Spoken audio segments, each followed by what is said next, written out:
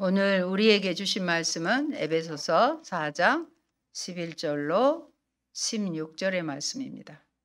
신약 성경 313쪽입니다. 같이 합독하겠습니다. 그가 어떤 사람은 사도로, 어떤 사람은 선지자로, 어떤 사람은 복음 전하는 자로, 어떤 사람은 목사와 교사로 삼으셨으니 이는 성도를 온전하게 하여 봉사의 일을 하게 하며 그리스도의 몸을 세우려 하심이라. 우리가 다 하나님의 아들을 믿는 것과 아는 일에 하나가 되어 온전한 사람을 이루어 그리스도의 장성한 분량이 충만한 데까지 이르리니 이는 우리가 이제부터 어린아이가 되지 아니하여 사람의 속임수와 간사한 유혹에 빠져 온갖 교훈의 풍조에 밀려 요동하지 않게 하려 함이라. 오직 사랑 안에서 참된 것을 하여 범사에 그에게까지 자랄지라. 그는 머리니 곧 그리스도라. 그에게서 온 몸이 각 마디를 통하여 도움을 받음으로 연결되고 결합되어 각 지체의 분량대로 역사하여 그 몸을 자라게 하며 사랑 안에서 스스로 세우느니라. 네, 예수님은 나의 주와 그리스도이십니다. 오늘 우리에게 주신 말씀은 에베소서 4장 11절로 16절이고요. 우리 교회는 비전교회라고 선포하려고 합니다. 새해 들어서 교회를 위해서 기도를 하던 중 작은 교회 새롭게 다시 보기라는 책을 읽게 되었습니다. 제가 읽었던 책입니다. 그 책 안에 모든 기도의 응답이 들어 있었습니다. 오늘 설교는 그 책의 내용을 참조했습니다. 몇 년 전 교회 개척 성공률이 10%라는 이야기를 한 적이 있습니다. 개척한 교회들을 보니 약 10%가 성공한다는 것입니다. 그런데 성공이 아니라 생존율이라고 하는 것이 옳은 말일 것입니다. 그런데 요즘은 개척 성공률이 5%라는 이야기를 합니다. 개척교회가 100개이면 약 5개 정도가 살아남을 수 있다는 말입니다. 누구에게나 교회를 개척할 때는 잘 될 것이라는 믿음과 희망이 있습니다.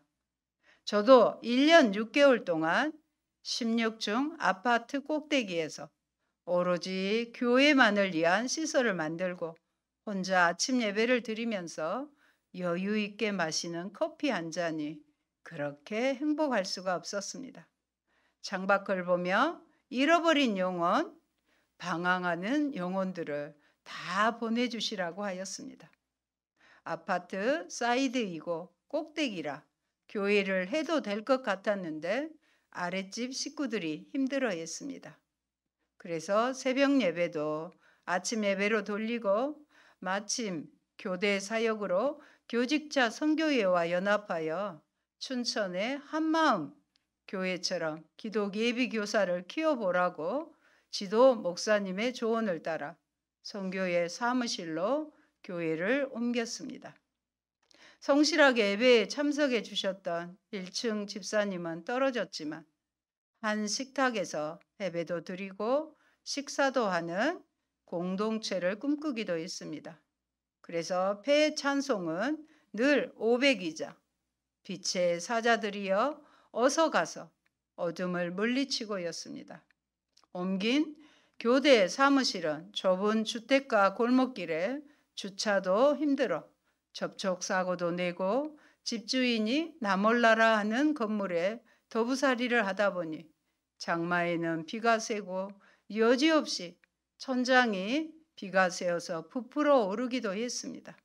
나중에 옥상에 올라가 보니 물이 무릎에까지 차올랐습니다. 견디기 힘든 것은 바퀴벌레까지 나오는 것입니다.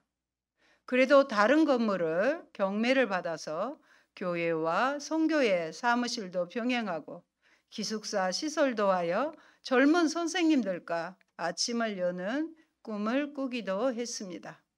그러나 건물을 사지 못하고 선교회 사무실도 철수를 하게 되어 지금의 장소로 옮겼습니다.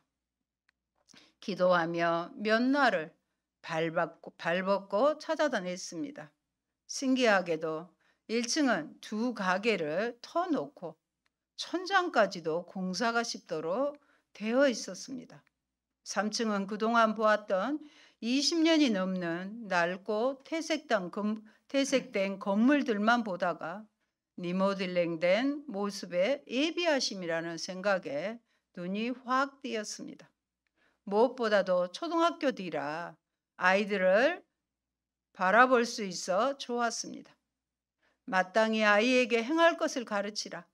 그리하면 늙어서도 그 길을 떠나지 않으리라는 말씀대로 성경을 가르치고 독서와 예절 지도와 교과 지도를 위한 오후 학교를 시작하기도 하였습니다. 학생은 4명에 시니어 교사가 6분이나 되셨습니다. 저는 독서가 성경 다음의 진리라고 믿기에 작은 도서관을 하늘 씨앗이라는 이름으로 개설을 하기도 하였습니다. 2층에 주택에다 하다 보니 책을 찾는 이들도 적었지만 어르신들을 위한 노인 일자리도 2년 동안 제공하고 그분들을 대상으로 책을 읽게도 하였습니다. 2층이라 접근성이 떨어져 1층 통로에 카페를 만들어 지나가는 아이들에게 책을 읽도록 하였습니다. 그러다 코로나19를 맞이하여 거의 제 공간으로 활용하고 있습니다. 지금의 몇 안 되는 성도들을 말씀 훈련을 통해 바이블 타임으로 묵상하여 교회 단톡방에 올리고 있습니다. 그리고 묵상한 말씀대로 순종하는 훈련을 하고 있습니다. 코로나 상황 가운데서도 마스크와 전도지를 가지고 전도를 했습니다. 그런데 결과는 없었습니다. 노방전도는 교회를 인지할 수 있는 교회에서는 효과가 있다고 합니다. 그래서 복음의 전함에서 하는 복음버스에도 많은 후원을 하고 복음 광고문을 교회 앞 유리문에 붙여놓고 지나가는 분들이 보기를 원하고 있습니다.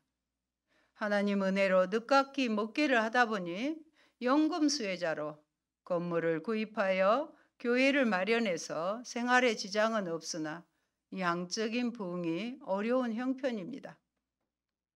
그러나 살아있기에 소망을 가지고 주님이 주신 비전이라 생각하고 미자립 교회가 아니라 우리 교회를 비전교회로 선포합니다. 그런데 많은 목회자들이 교회를 개척할 때에는 잘 될 것이라는 저처럼 믿음과 희망이 있습니다.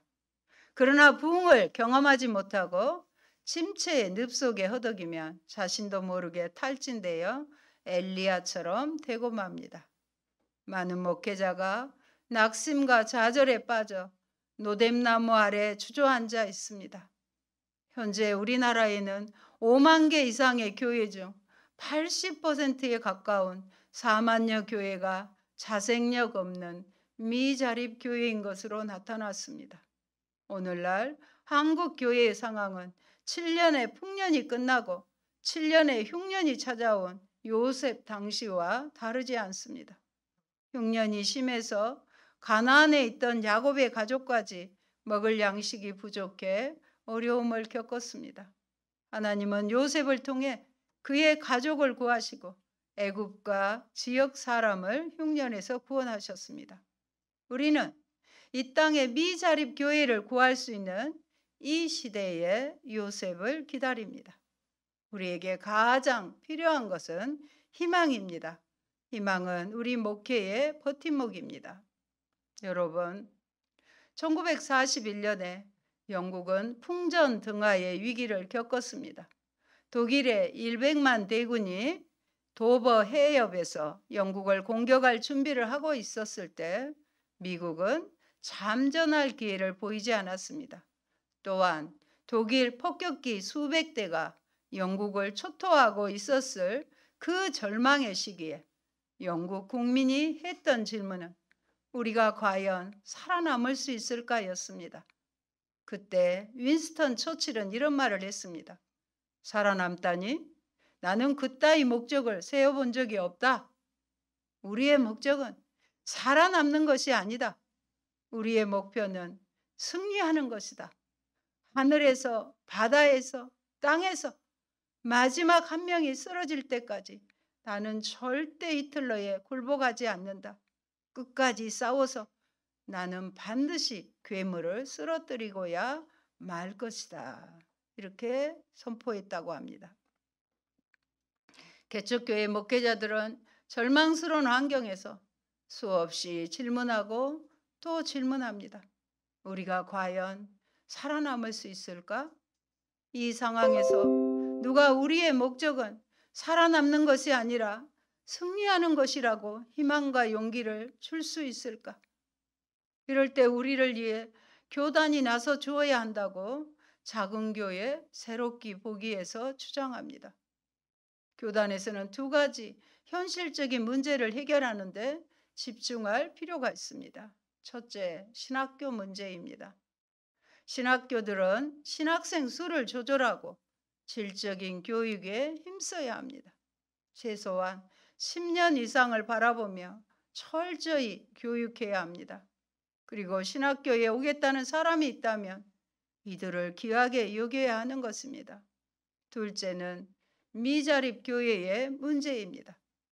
개척교회와 미자립 교회 목회자를 초청해서 재교육의 기회를 제공하고 매월 지원금을 지급하여 미자립 교회 목회자 자녀를 위한 장학금 후원 제도를 만들어야 한다고 제안합니다. 교단에서는 교단 내 큰 교회가 개교회주의를 넘어 공교의 정신으로 교단의 연약한 교회를 돌보며 사랑을 실천할 수 있는 장을 마련해 주어야 합니다. 따뜻한 마음만 있으면 미자립 교회를 도울 수 있습니다. 이제는 더 이상 건축에 돈을 쏟아붓지 말고 미자립 교회를 돌봐 주어야 합니다. 중요한 것은 실천하는 일입니다. 부뚜막에 소금도 집어넣어야 쩌다는 말처럼 사랑 역시 행할 때 참된 사랑이 됩니다. 그래서 요한은 자녀들아, 우리가 말과 여로만 사랑하지 말고 행함과 진실함으로 하자고 권합니다. 밖으로 행함이 있어야 하고 안으로 진실함이 있어야 한다는 말입니다. 더 이상 말은 필요하지 않습니다. 작은 실천이 큰 변화를 만듭니다.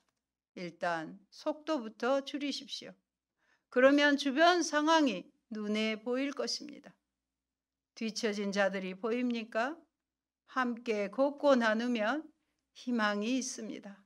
여기저기서 싹이 나고 있는 작은 교회 세우기 운동을 통해 한국 교회의 희망을 보고 싶습니다. 여러분, 자식들이 화목하지 못하고 다투면 부모의 마음이 아프듯이 교회 간에 경쟁하고 갈등하면 하나님의 마음이 아프실 것입니다.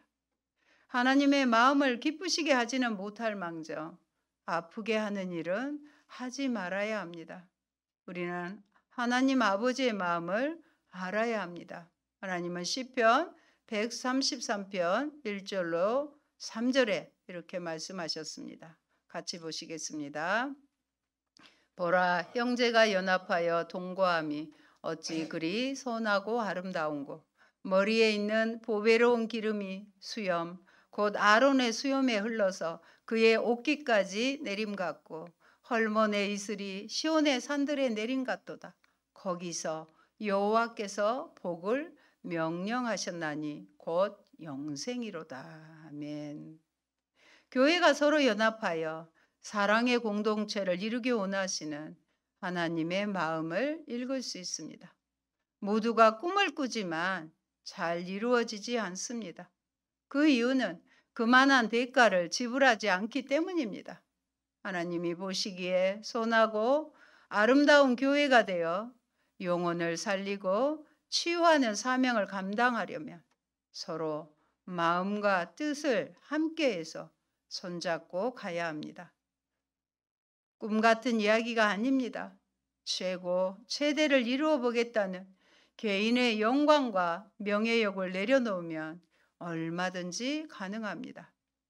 사랑하는 여러분, 바울 서신인 빌립보서를 보면 그는 기쁨이 넘칩니다. 하늘을 경험하는 하늘의 시민권자라는 의식으로 살았던 바울은 감옥에 갇히면서도 기뻐했을 뿐만 아니라 오히려 감옥 밖의 교인들에게도 기뻐하라고 권면합니다. 바울은 하늘의 소망과 기쁨을 소유하고 있었기에 세상 사람들이 최고의 가치로 여기는 것들을 배설물로 여겼습니다. 그런데 바울이 배설물로 여긴 것이 지금 이 시대의 그리스도인들에게는 부러움의 대상이요 우상이 되어버렸습니다. 배설물에는 당연히 고약한 냄새가 나는 법인데 왜 우리에게는 그것이 달콤하고 감미롭게 느껴지는 것일까요? 우리는 이런 모습을 부끄러워해야 합니다. 보물처럼 움켜쥐고 있는 것이 배설물이라는 사실을 빨리 깨달아야 합니다. 바울이 로마 감옥에 있을 때 빌립보 교회에서는 에바브로디도를 통해 바울에게 쓸 것을 보내주었습니다. 이에 감동한 바울은 빌립보서 4장 8절과 19절에 이렇게 얘기합니다. 같이 보십니다. 내게는 모든 것이 있고 또 풍부한지라 에바브로디도 편에 너희가 쓴 것을 받음으로 준 것을 받음으로 내가 풍족하니 이는 받으실 만한 향기로운 제물이요 하나님을 기쁘시게 한 것이라. 그러면서 19절입니다. 나의 하나님이 그리스도 예수 안에서 영광 가운데 그 풍성한 대로 너희 모든 쓸 것을 채우시리라고 축복합니다. 그렇게 할 때 나의 하나님이 예수 그리스도 안에서 영광 가운데 우리의 풍성한 은혜로 우리의 쓸 것을 채워주신다고 약속하셨습니다. 그래서 큰 교회 목회자는 작은 교회를 향해 지갑을 열어야 합니다. 이것이 하나님을 기쁘시게 하는 일입니다. 작은 교회 목회자는 큰 교회를 향해 마음을 열어야 합니다. 어떻게 마음을 넓힐 수 있을까요? 그것은 넓은 마음을 소유하신 예수님의 마음을 품는 것입니다. 사람이 마음을 넓히면 바다같이 넓어질 수 있고요. 마음을 좁히면 바늘 구멍보다 더 작아질 수 있습니다. 넓은 마음을 가집시다. 교회가 작다고 마음까지 작아지면 되겠습니까? 우리는 교내가 서로 다르지만 연합할 수 있습니다. 연합은 본질적인 것이므로 지역적인 문제에 대해서는 서로 관용하고 복음을 생각할 때 더욱 중요해집니다. 왜냐하면 분열된 교회는 세상에 덕이 되지 않으며 우리가 지리멸렬하게 나뉘어 있는 한 사람들은 우리가 전하는 바를 들으려 하지 않기 때문입니다. 제자들을 향해 예수님이 마지막으로 했던 기도입니다. 우리와 같이 그들도 하나가 되게 하옵소서. 우리와 같이 그들도 하나가 되게 하옵소서. 이 기도는 아직도 응답되지 않는 예수님의 마지막 소망이자 유언이었으며 지금도 여전히 그러합니다. 이것이 하나님의 꿈이건만 그 꿈은 인간 때문에 저지되고 있습니다. 예수님은 하나의 교회를 원하셨습니다. 우리는 예수님이 간절하게 하셨던 마지막 기도를 기억해야 합니다. 하나됨을 최우선 순위에 두고 연합을 위해 더욱 노력해야 합니다. 하지만 종종 연합했다가 깨지는 경우가 있습니다. 그 이유는 무엇일까요? 그 이유를 욕심이라고 생각합니다. 장님 거지와 안진뱅이 거지가 서로 만났습니다. 그들은 처지가 서로 딱하니 함께 도우며 살자고 했습니다. 장님은 안진뱅이의 다리가 되어주고 안진뱅이는 장님의 눈이 되어주었습니다. 그들은 날이 갈수록 친해졌습니다. 그런데 안진뱅이가 욕심을 부리기 시작했습니다. 장님의 밥그릇보다 자기의 밥그릇에 항상 밥을 더 담은 것입니다. 이러한 사실을 모르는 장님은 점점 더 야위어만 갔습니다. 그는 자기의 체질이 원래 약한 줄로만 생각했습니다. 추운 겨울이 다가왔습니다. 두 사람은 다른 마을로 가려고 산 등성이를 넘었습니다. 허기지고 약해진 장님은 산 등성이를 넘다가 그만 쓰러지고 말았습니다. 두말할 것도 없이 안진뱅이도 차가운 길바닥에 내팽개쳐져 오도 가도 못하는 신세가 되고 말았습니다. 안진뱅이 거지는 그제야 자기의 이기심과 욕심을 후회했지만 이미 늦었습니다.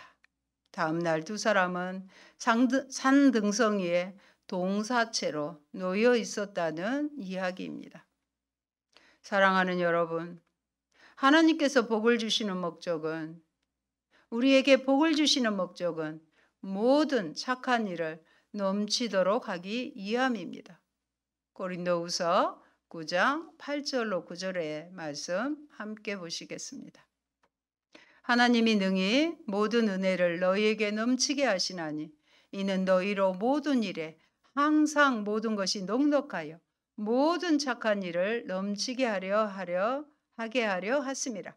기록된 바 그가 흩어 가난한 자들에게 주었으니 그의 의가 영원토록 있느니라 함과 같으니라. 아멘. 우리에게 하나님께서 은혜를 넘치게 주시고 항상 넉넉하게 채워주시는 이유는 뭐이냐? 모든 착한 일을 넘치게 하기 위함이라는 것입니다. 그러니 이제 한국교회는 욕심을 부리지 말고 진정으로 하나님이 보시기에 아름다운 연합을 이루어내야 합니다. 더 이상 교회주의, 교단주의로 나아가서는 안 됩니다. 교회는 성령 안에서 하나이어야 합니다. 성령이 하나 되게 하신 것을 힘써 지켜야 합니다. 사랑하는 여러분, 지금 한국교회는 위기 속에서 변화해야 하는 중대한 전환기를 맞이했습니다. 위기는 위험하지만 기회를 가져오기도 합니다. 우리가 어떻게 하느냐에 따라 우리가 직면한 위기는 얼마든지 기회가 될 수 있습니다. 지금 이 시대에 모든 교회에 주어진 과제는 교회의 이미지를 새롭게 하는 것입니다. 조직이나 프로그램 등과 같은 유해형을 바꾸는 것이 아니라 교회의 본질에 충실하여 교회다워지는 것입니다. 큰 교회는 큰 교회대로, 작은 교회는 작은 대로 모든 교회가 책임의식을 가지고 교회다운 교회가 되기 위해 뼈를 깎는 노력을 해야 합니다. 오늘날 교회를 뿌리채 흔드는 물량주의, 기복주의, 세속주의를 철저히 배격하고 하나님의 말씀에 깊이 뿌리를 내림으로써 순수하고 성숙한 공동체를 만들어야 합니다. 고속 성장 시대에 나타난 모든 문제를 반성하고 잘못된 것을 과감히 내버리며 다시 시작해야 합니다. 그럴 때 한국교회는 다시 세상의 희망이 될 수 있습니다. 지금까지는 서로 경쟁하면서 오로지 자신의 교회를 성장시키기 위해 달려왔지만 이제는 모든 교회가 함께 손을 잡고 마음을 같이 해서 복음을 전해야만 합니다. 교회는 자신들이 가진 것을 나눔으로써 스스로 가난해져야 합니다. 자신만의 이익과 성공을 위해 꽉 쥐었던 주먹을 펴서 도움이 필요한 이웃을 돌아보고 우리가 가진 것을 조금씩 나누어야 합니다. 나눔과 섬김은 기독교의 핵심 가치이고 복음적 삶의 실천이며 궁극적으로는 보이지 않는 영적 세계를 보여주는 일입니다. 이제는 교회 개척의 패러다임을 바꾸어 개척을 해야 합니다. 효과적인 열매를 맺기 위해서는 기존 성도들을 참여시키는 분립 개척이 가장 바람직하다고 말씀드립니다. 현재 상황에서 가장 효과적인 개척은 교회가 교회를 개척하는 것입니다. 작은 교회와 공동체를 유지하기 위해 150명이 모이면 분립하기로 아예 교회 규약에 명시해 놓은 교회도 있습니다. 우리가 꿈꾸는 교회를 현실 속의 교회로 만드는 방법은 예수님을 본받는 것입니다. 이제 예수님처럼 낮은 자리에서 섬기는 교회가 됩시다. 상처 입은 자들의 아픔을 싸매주고 갈증을 풀어주는 교회가 됩시다. 우는 자와 함께 울 수 있는 교회가 됩시다. 온유하고 겸손한 마음으로 이웃과 소통하는 교회가 됩시다. 그럴 때 교회는 다시 세상 사람에게 칭송을 들을 수 있고 세상에 희망이 될 수 있습니다. 개척이 힘든 것은 자신이 개혁돼야 하기 때문입니다. 개혁은 제도나 교단의 변화에서 시작하지 않습니다. 자신이 개혁돼야 하고 개혁자로 살아야 합니다. 내가 먼저 양보하고 손해를 봐야 합니다. 그렇게 되면 나의 권리를 포기할 수도 있습니다. 하지만 남 탓만 하면서 말로만 부르짖는 개혁과 대안 없는 비판은 교회에 부정적인 영향만 줄 뿐입니다. 먼저 개혁의 대상에 자신을 포함시키는 원수간 개혁자를 통해 한국교회의 개혁의 실마리가 풀리는 날을 기대해 봅니다. 사랑하는 여러분, 하나님은 우리를 어디로 부르실지 모릅니다. 가장 가깝지만 가장 먼 선교지가 있는데 바로 북한입니다. 통일에 대한 기대감이 점점 높아지고 있기에 어느 날 갑자기 통일이 이루어질 수 있습니다. 북한의 선교의 문이 열리면 그때는 신학생과 목회자가 부족할 수도 있습니다. 그래서 저도 그때를 대비하기 위해 교회들을 개척하게 하신 거라고 믿었습니다. 마치 모내기를 위해 모판에 빽빽하게 뭐가 심어진 것과 같습니다. 저희 교회는 주님의 은혜로 북한 선교단체 활동을 하다가 교회의 이름으로 지하교회를 개척하게 되었습니다. 문이 열리면 마지막 선교를 그곳에서 하려고 준비하고 있습니다. 사랑하는 성도 여러분, 우리는 하나님이 작은 교회도 사랑하신다고 믿습니다. 큰 교회의 화려한 모습에 비한다면 작은 교회는 상대적으로 더욱 초라해 보입니다. 한국에서 작은 교회 목회를 하는 것은 애국에 가서 선교하는 일보다도 더 힘들다고 합니다. 작은 꽃도 꽃인 것처럼 작은 교회도 교회입니다. 우리 교회는 미자립이 아닌 자립교회입니다. 아담하지만 헌당신도하였고 성도수는 아직 미약하지만 개척 초기부터 5가정의 선교사님을 돕고 러시아의 난방비 지원과 북한 선교 헌금, 우크라이나 전쟁 시 고려인 항공권 도움에도 많은 기금을 드렸습니다. 올드비전의 아동돕기와 세이브 더 칠드런, 호산나넷의 바이블 타임 묵상집도 돕고 있습니다. 복음의 전함에도 복음 버스를 위해 헌금을 보내기도 한 비전 교회입니다. 바람은 다음 세대를 위한 초, 중학교 과정에 글로리아 스쿨을 꿈꾸고 그 일을 함께할 추수할 일꾼 50명을 찾고 있습니다. 작지만 강한 교회, 우리 교회는 비전 교회입니다. 아멘. 기도드립니다. 좋으신 아버지, 감사합니다. 예수님이 십자가에서 피 흘려 세우신 사랑과 빛과 소금인 교회, 미자립이 아닌 자립교회이며 하나님의 뜻을 위한 비전교회임을 선포했습니다. 하오나 아버지, 너무나 성도수가 적어서 하나님 보시기에 마음이 아프실 것입니다. 하나님, 우리에게도 영혼을 더 사랑하는 마음 주셔서 아버지 전도에 힘쓰게 도와주시고 큰 교회와 작은 교회가 서로 연합하여 하나님의 교회를 이루는 그날을 꿈꿉니다. 작은 교회 목회자들을 불쌍히 여겨주시고 아버지 교회에 임대료도 못 내는 그들 어쩔 수 없어서 교회의 문을 닫고 두 직업을 떼어야 하는 그 목사님들 불쌍히 여겨주시고 가족과 자녀들을 긍휼히 여겨주시옵소서. 하나님께서 이제는 하나 되어 아버지 큰 교회 작은 교회 없이 연합할 수 있는 돌아볼 수 있는 마음을 주셔서 함께 주님의 비전을 품고 나아가는 비전 교회가 되게 하여 주옵소서. 우리 교회에 하나님 필요한 성도 50명을 속히 채워주시고 인도하여 주셔서 하나님의 기쁘시게 하고 동참하는 귀한 교회 되게 하옵소서. 예수님 이름으로 기도합니다. 아멘.